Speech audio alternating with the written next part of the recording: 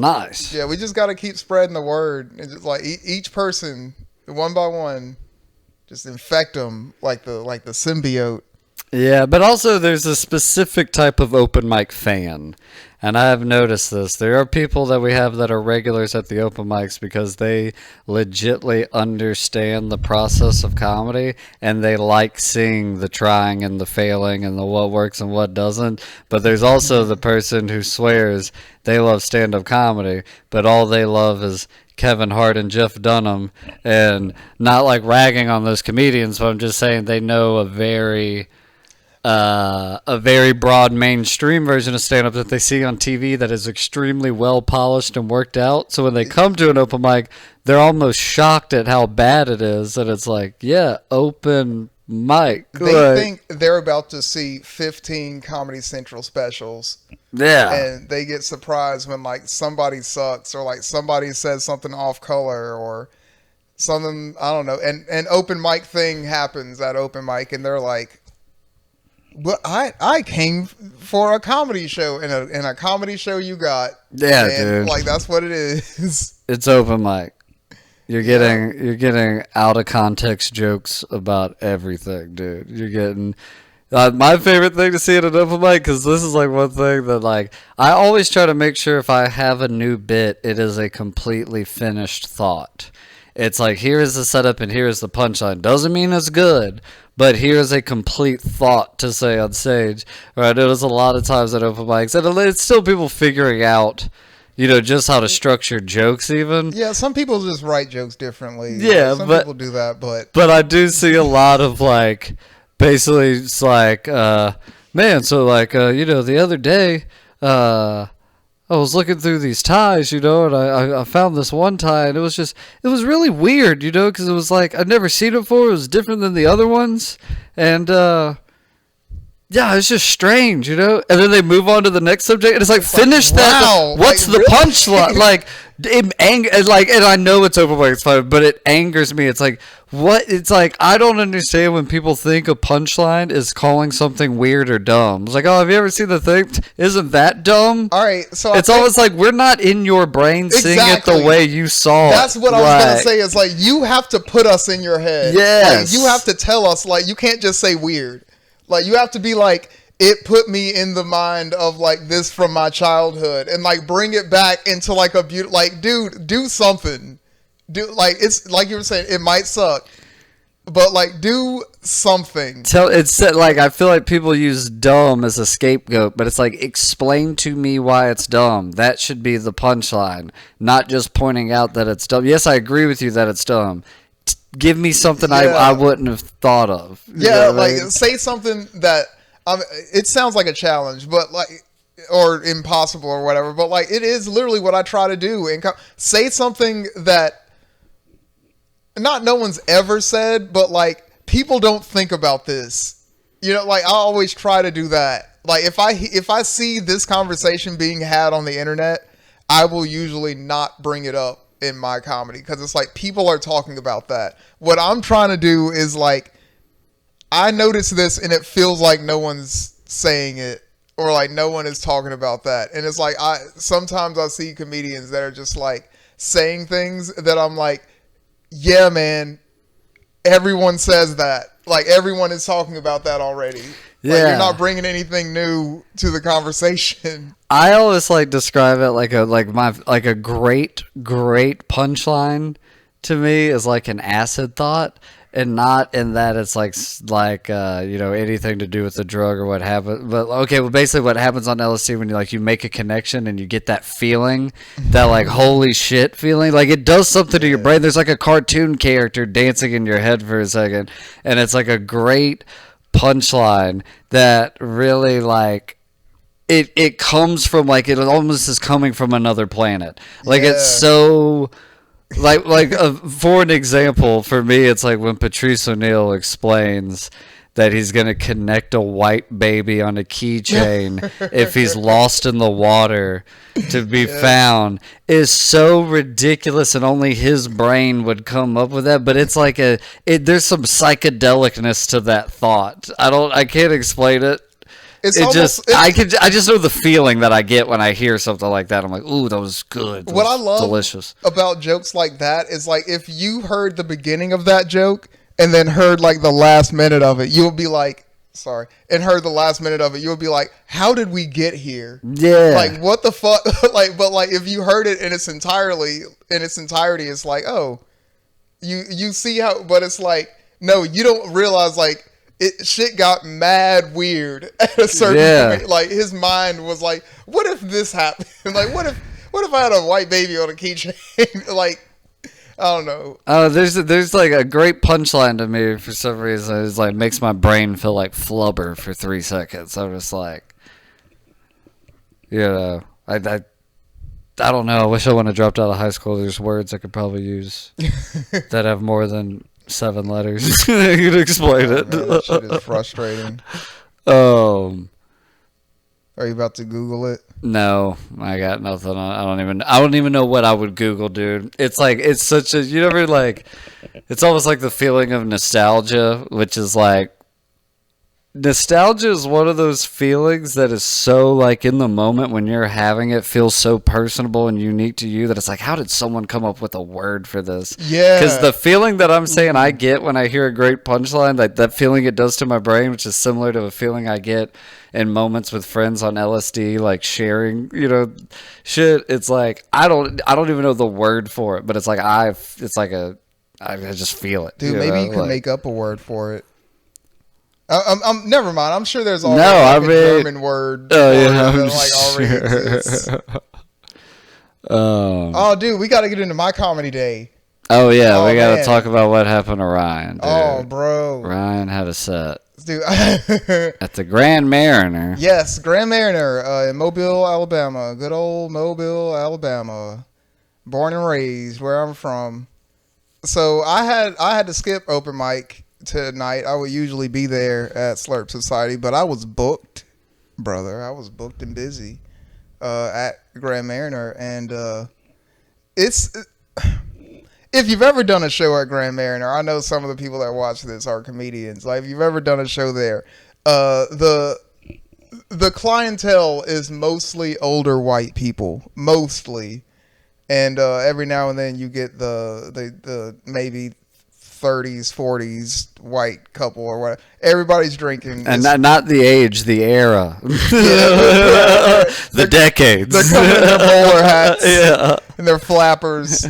But no, like, and everyone's drinking. Like, throughout the night, everyone's getting progressively drunker, and it's very apparent. It can be a fun room, or it's outside, but you know what I mean. So the lineup for this show was 3 black comedians, me included, and Ryan Pfeiffer. Yeah, and Ryan Pfeiffer. Can we say names? Can we do them? I mean, I feel like if it's the comedians, they put themselves out there. Unless it's like an embarrassing, awful story that happened, and then maybe don't share stuff like that. They don't actually do anything in the story. Yeah, like, they were just there. Like, Malcolm Xavier and Delicia Nicholas and me.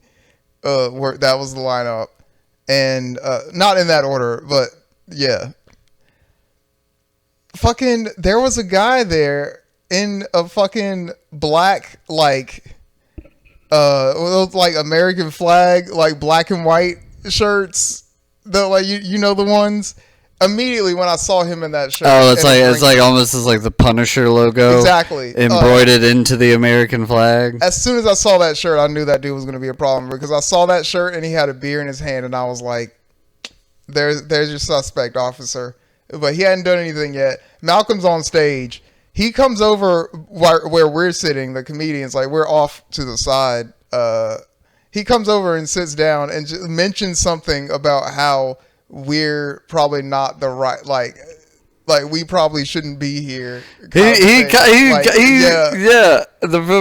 what you told me, he, in the nicest way possible, which is crazy, tried to be like, maybe the 3 of y'all shouldn't be doing comedy here. Yeah, which is crazy. I'm gonna be honest.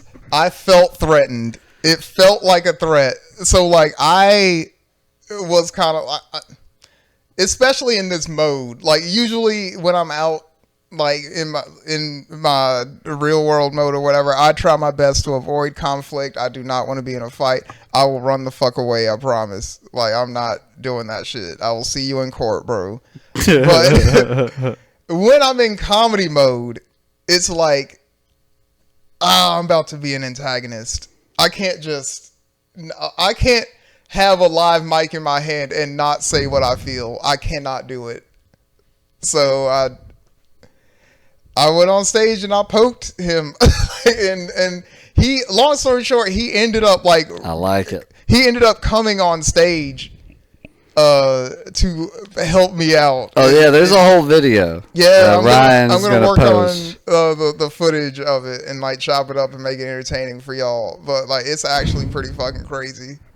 Yeah, he comes up and because basically here's what happens. Ryan, you point out, yeah, basically because it's in the middle of your bit, which is already about how Mobile is way more racist than what you think it is. Like if you're driving on the causeway, you're like, this is quaint. Yeah. And then you're like, no, dude, there's some deep-seated bullshit in here. And then you're in the middle of that, and then you're basically just like, I just insert like that guy.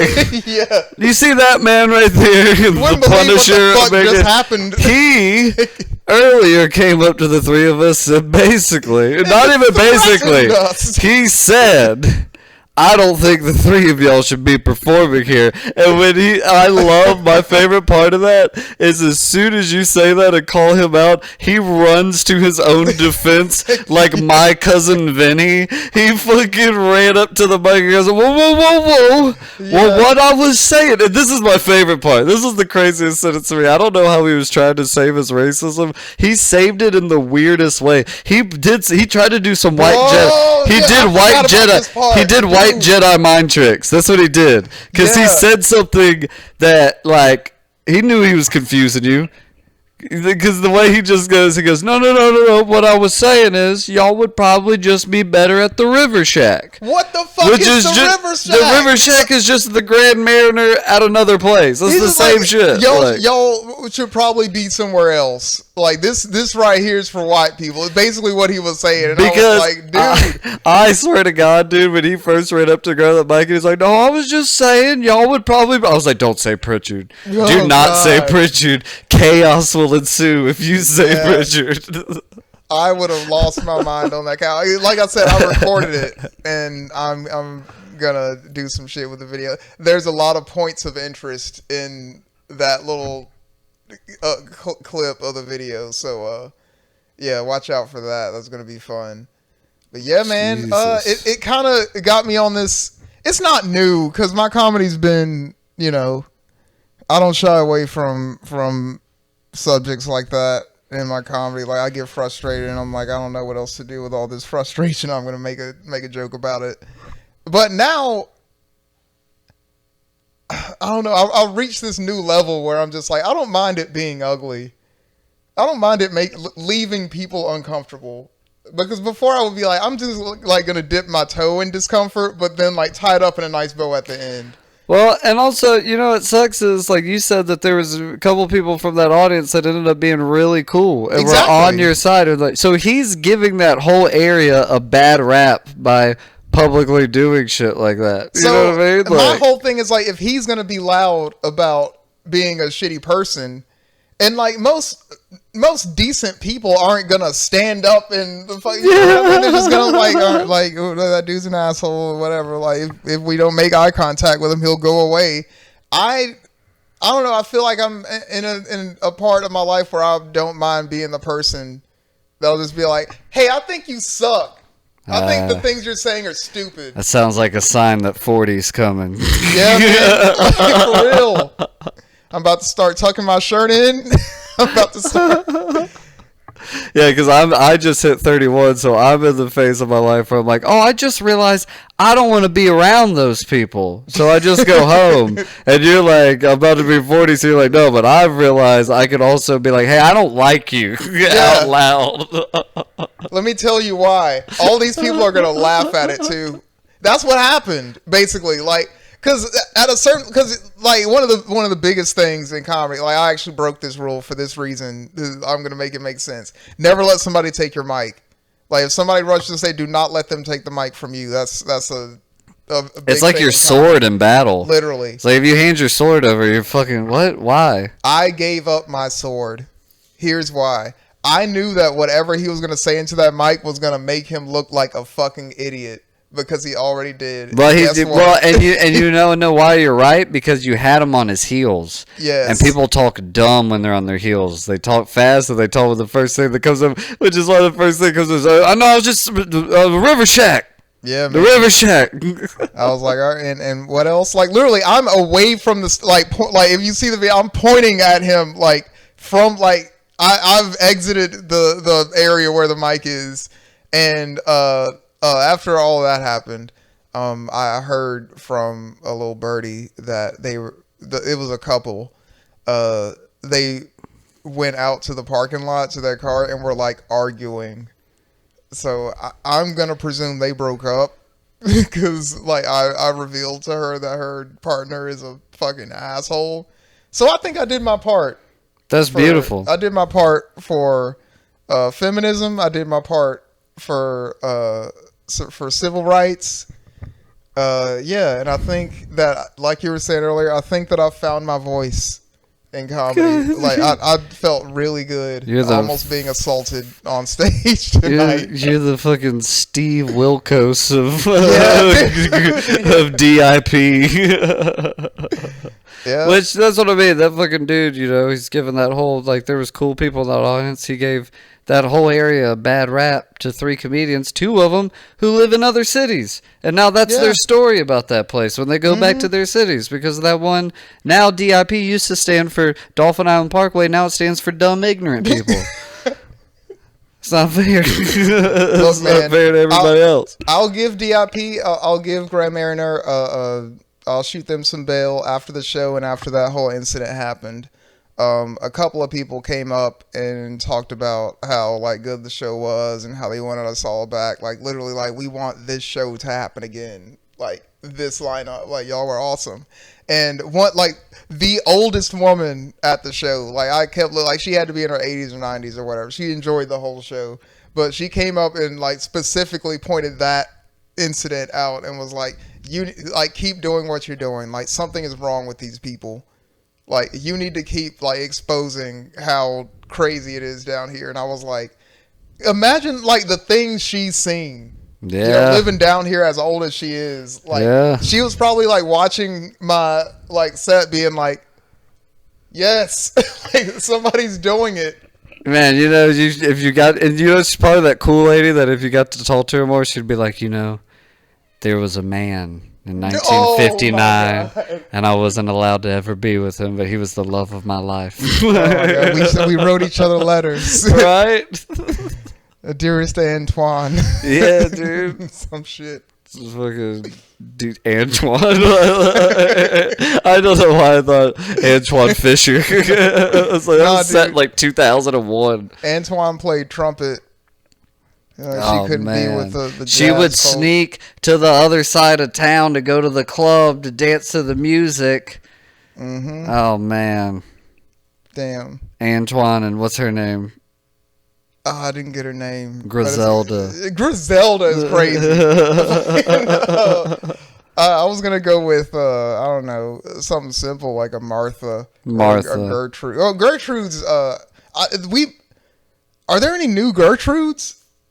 Oh, man. Is that a dead name? Literally? I felt, it's funny, things come back, and like I wonder what is going to be this weird generation, like these kids now that are like 8, that when they're 34, they're bringing back like Hubert. You know what I mean? Oh, dude.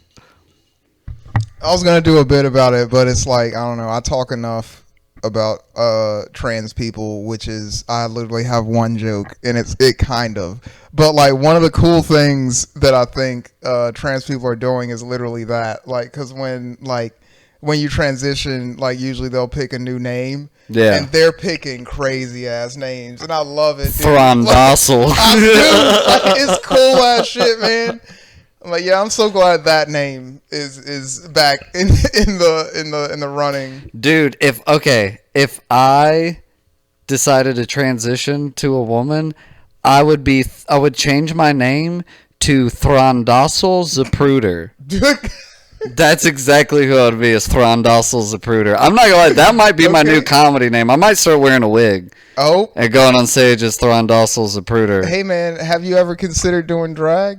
Nah, that's not for me. Some people I can hook you I up know, with. you know, it's funny. I've been hit up for that show many a times, and it's just like, I love going to the show, and I love watching it. I go every time, and I have a blast, but it's just not for me. I couldn't do it. I'm not saying I'm trying to convince you to do it or anything. If it's not for you, it's not for you. But like, I'll be honest, I was nervous the first time. Like he's talking about Dr. Anna Lepoli. Yeah, comes to town every now and then, and she does a comedians and drag doing comedy show, and it's a competition, and whoever wins is the queen or king of that city. And I'm the 2-time and current queen of Mobile. And the first time we did that, I'm going to be honest, I was very nervous. I was like, I've never done anything like this. Like, bro, I'm literally just in the hands of like whatever girl I was dating at the time. Here's and like, the thing. Dude, it was so much fun, dude. Here's the thing. The second time you did it, you had the confidence of Foxy Cleopatra, dude. Dude, the second time I did it, dude, I'm about to eat y'all alive. Bro, he dude. went out there like showgirls, bro. Yeah. He was fucking like in it. I was like, I live with this dude. Like, he is like a whole. I mean, that was somebody else. Dude, it literally felt like that. It literally like was like you walked out on the stage and it was a different person, like a whole different energy. You owned it, and I was like, dude, my roommate's a bad bitch. Like, this is. Yeah, man. Like, and I didn't know that. I didn't even know that was in me until I did it, and I was like, holy shit! I feel so powerful, dude. Dude, have you ever shaved your legs? No. Dude, you don't even have to tell anybody you've done it, or like, just give it a shot one time. Dude, no. Everyone would notice. Everybody was like, you looked like a koala bear before. How do you not? Bro, look at my legs, dude. If that was gone all of a sudden, are you kidding me? Dude, I have the legs of Robin Williams. Like, these are crazy. It would take me hours to get rid of this. Robin Williams in Teen Wolf. Dude, this looks like the top of a newborn's head. Like, oh my god. Like, this is crazy. It's like you smell that to get the connection. Dude, yeah, smell my calf. It's beautiful. Never experienced anything like it. No, man. But drag is fun. Again, well, not again. I'm saying this for the first time for y'all, but like I say this all the time. Not a real drag queen, because there are people in Mobile, like literally local, like they'll actually do this, that are like real like drag queens. It's just a thing I did. I will say this though. Not a real drag queen. But let me go ahead and tell you, if I just made up just a fake flyer of just you from one of those nights in that outfit, and it just had a fake, your fake name, and it just said live show this date, Mary Widow, it'd be a fake show, it'd sell out. Yep. That's how, like, it looks like he's a pro, like a professional. Were going fucking crazy, I will say. One of my favorite quotes for the night, some of my old friends from high school showed up, which was this, I don't think they knew what was about to happen, but one of them came up to me and said, Ryan, I did not expect to see your asshole tonight. And ta-da! I didn't either. That's hilarious. Yeah. I didn't know my asshole was visible. God, dude. I wasn't aware. Who are you expecting to come to a damn drag show? That's crazy. Yeah. So imagine doing that show tonight at the Grand Mariner. That's if I bring that character out there, Dude. You know, it would have been him red in the face because he wouldn't want to admit that he liked it, and then he'd get mad out of like this embarrassment, and then that 90-year-old woman would come up with $1 in her mouth and put it. I really enjoyed that. And put it in your asshole. You know, I really enjoyed that.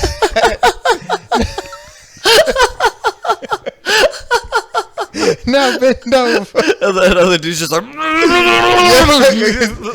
feelings. Someone call the sheriff. Father. They're out here. Yeah, there's a nigger outside in a drag dress on. There's too much of everything happening. Bro, I can't. He'd be the dude that's like, what the fuck is even what the hell is even that? Daddy, chill. Ryan Pfeiffer's just sitting there high as fuck. It's like, that's called a good time, man. It's called fun. Should grow up. Yeah, man. The crisper drawer. All right. Yeah, put your lettuce in the crisper jar. And you know, Ryan Pfeiffer loves wordplay stuff. So yes, you're dude, looking at the asshole of an African American. That's what you're looking at right now. The 3 A's, dude. The triple A. Losing up, man. Grow up. I fucking love Pfeiffer, dude. Yeah, shouts out Ryan Pfeiffer. Ryan Pfeiffer is such an ally in every way, and he's got such a punk mentality, and he's the first one. If he doesn't like, he's the first one to be like, no, dude, fuck that. Like, fuck that. I don't like that. That's all. No, he's a cool dude. You'll see it in the video. Like, he is like pretty staunchly like in my defense. Like, dude. Like, I don't know what the fuck you're talking about. Like, I think he's in the right place and like rallying the crowd and shit. And, yeah, like he was dope. Yeah, dude, Pfeiffer kicks ass. I love him. He's a good dude. He is a good dude, and he's got like the way Pfeiffer does comedy. It's not until I watched him like 20 times in a row, I picked up on what's the repetition parts of the set and the repeating punchlines and stuff. It seems like he's just up there going. It literally seems like nothing's written down. Everything's off the top of the dome. Here's just how I feel about dogs in parks today.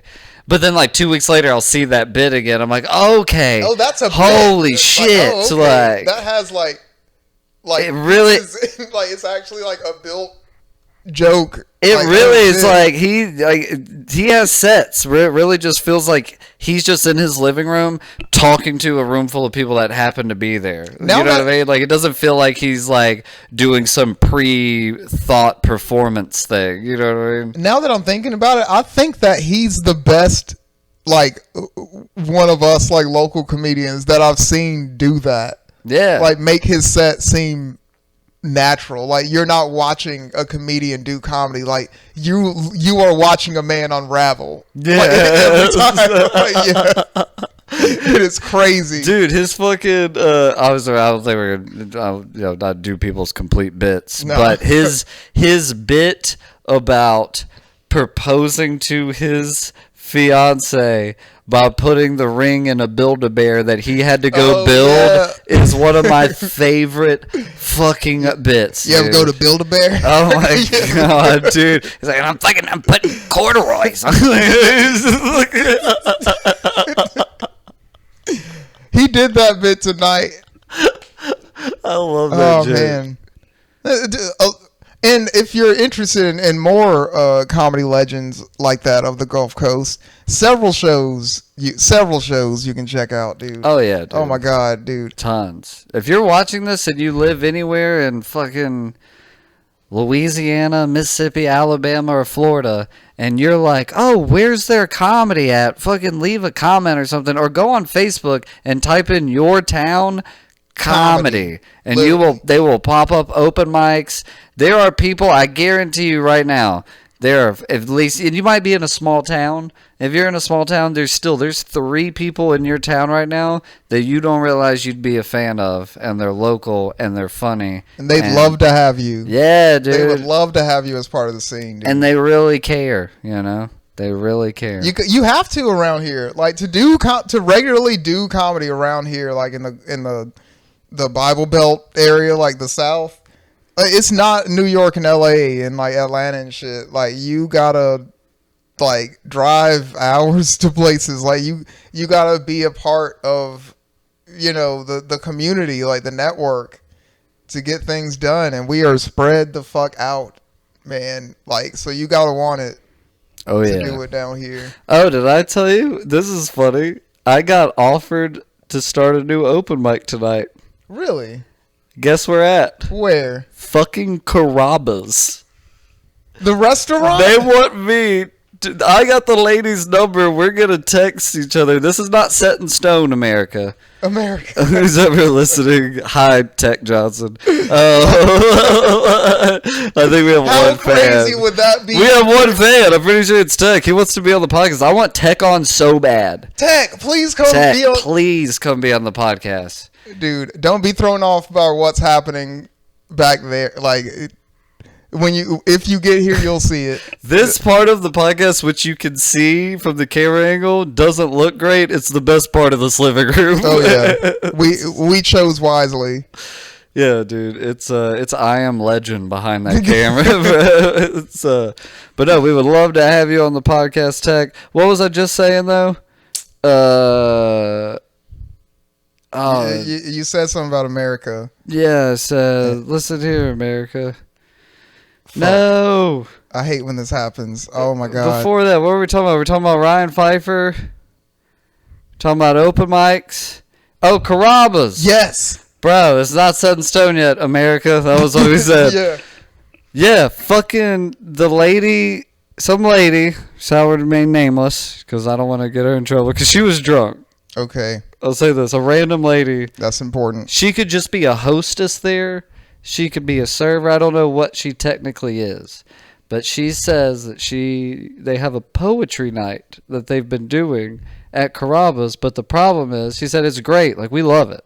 She said, but the problem is it's only the same poets. Like, no audience, just the same poets keep coming. And she was like, we want something where, like, build, you know. And she saw that Slurp Society was packed. And she was like, she said, are you in charge of all this? Or no, she said, she said, are you the leader of this? Nice. And I was like, oh, I wouldn't call it that, but I run this mic. Yeah, I'm not going to say that. Leave a hell yeah in the comments if you think Carson is the leader of all this. Ugh, don't do that. Ugh. How are you not? What? There's so many levels to this thing. You know what I mean? If the thing you're talking about is mobile comedy in general, then no. But like, if we're talking about the success that Slurp Society has had, if we're talking about that, you are the leader of all that, dude. Like that, jumped out of your head. All right, well, yeah, I'll take that. I'll take it for that room. I'll take that. But anyway, so she was like, yeah, we've been doing this poetry night. We'd love to have a comedy show and all this shit. And I was like, oh, okay, cool. So she's like, yeah. She's like, you have a card? And I was like, no. I was like, I got social media like a normal person. Instagram, Facebook. I was like, I can just give you my number. She was like, okay, yeah, great. And but yeah, she had a great time. Her and her boyfriend, her husband, sat there. They laughed the entire time. Like, she was the one person in the audience that every time I looked over at her, she was having a good time. So that was already a great sign that she saw what open mic comedy is. Yeah. On the best and worst levels throughout, you know, how, you know, some people have good sets. So she'll be prepared when she knows what it is. Yeah. But the thing is, it's like, okay, I'm gonna text her tomorrow. We'll have this conversation. We'll try to come to an agreement. But it's like, you're cool. That's cool. Yeah. But when we start this thing, is somebody with a name tag who's not you gonna bust in and be like, what the hell are y'all talking about here at Carrabba's? Did somebody say the word abortion? Like, that's gonna be like, bro, have you seen some of the plates? Like, I'm not gonna do that. Carrabba's is my favorite restaurant now. If we get this started, yeah, like we'll put this part in if it goes through. Yeah. But no, I don't care. I don't need a Carrabba's. My godfather used to be the GM of that same Carrabba's. I thought you were gonna. My godfather. He was Caraba. No, but it does feel like my Godfather was the jam with Carabas. It does feel like the fucking Godfather theme should have kicked Abraham in. Caraba. Yeah, that's what the meeting, like, whenever y'all have a meeting to, like, discuss all this, that's what it's going to be. Like, you're going to walk in, everyone's going to be, like, dressed up in suits and shit. Act it out, dude. One person's going to be at a table, like, come in. We've been expecting you. Now I hear you've got a thing you do. We like it. We like that thing, don't we? Yeah, we like that thing, boy. There's like dudes around. Like, yeah, we like it. We like that thing. And we was thinking, you know, since you got a good thing, and we like good things, that we could be a part of that good thing. We were thinking 60-40. Of course. 60 will be our end. What do you say? Dude, what do I say? The mob is trying to take 60% of Whippersnapper comedy. Oh. The Caraba's mob. Man, here's the thing. I would say no. Okay. Right? The thing is, I would try to make it on my own, but the problem is, I've seen, like, that just means I'm getting cut off. Well, I mean, that just means that it's going to be hard. Like, that's like when Instagram, like, okay, Sam Tripoli talks about this. You know the comedian Sam Tripoli? I've heard his name. Big conspiracy theorist comedian. Nice. And he's pointed out through all the shit talking he's done about Trump, the government, Catholic Church, all this stuff, that he's like, he showed statistics proving that Instagram is like making his shit hard to find. Like, his page is hard to that's find. The thing. There's a guy, I don't know his username, but I wouldn't shout it. Like, this might get our shit tagged too, because it's going to let you know. I don't know how cool you are with that.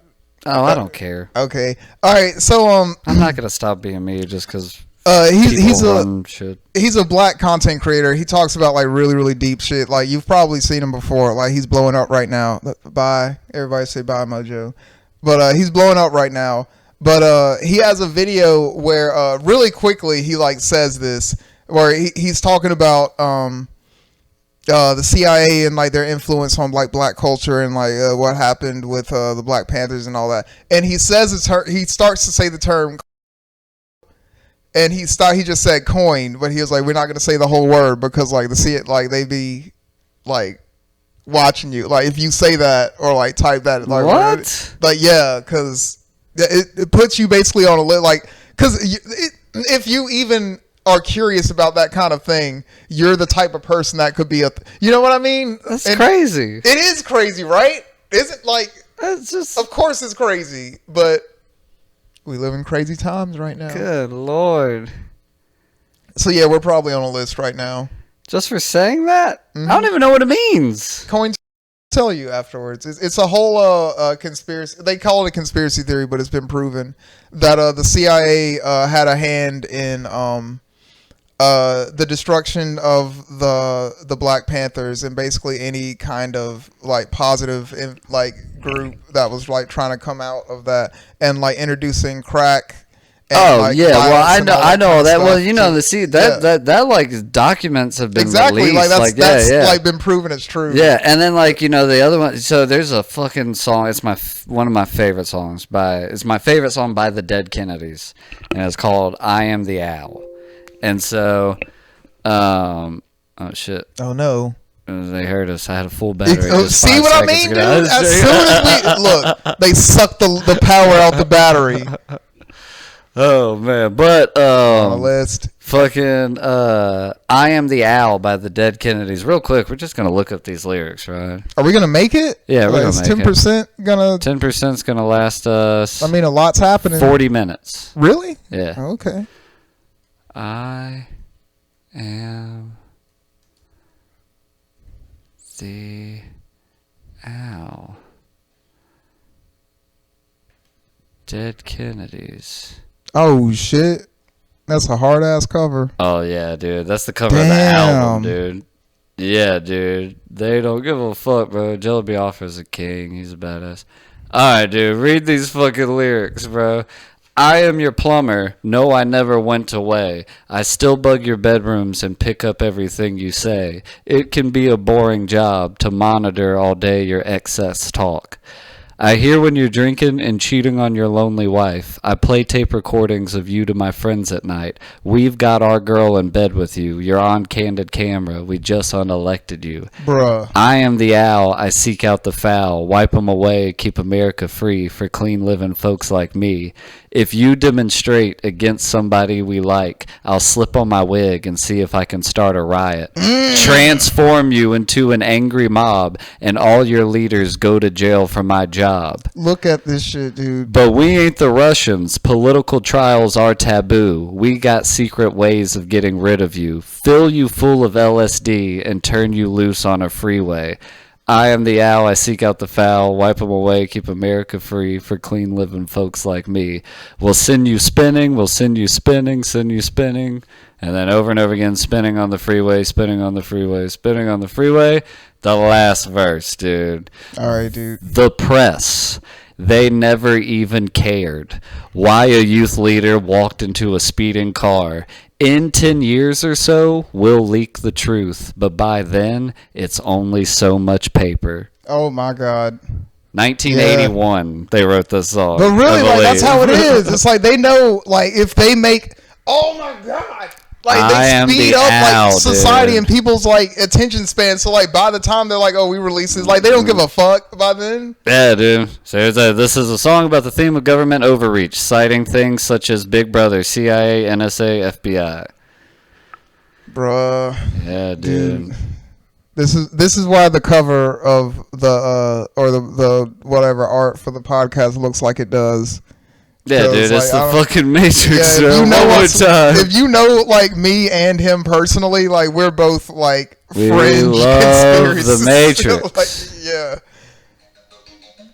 Matrix rules. There's the podcast. There's Yeah. the cover. You know what it is. Yeah, we should probably wrap it up before the agents Yeah, bust through the windows, here's the dude. thing. It's like, I mean, I'm posting it. I don't know what the fuck those three. The fucking. I don't even remember what you said. Cell lock. Yeah, I don't even know. Yeah.